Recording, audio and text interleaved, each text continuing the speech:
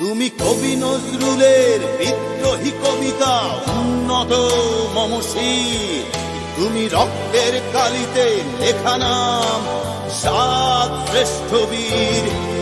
তুমি সুরের পাখি আব্বাসের দরদ ভরা সেই গান, তুমি আব্দুল আলিমের সর্বনাশা পদ্মা নদীর টান। তুমি সুফিয়া কামালের কাব্য ভাষায় নারীর অধিকার, তুমি স্বাধীন বাংলা বেতার কেন্দ্রে শানিত ছুরির ধার।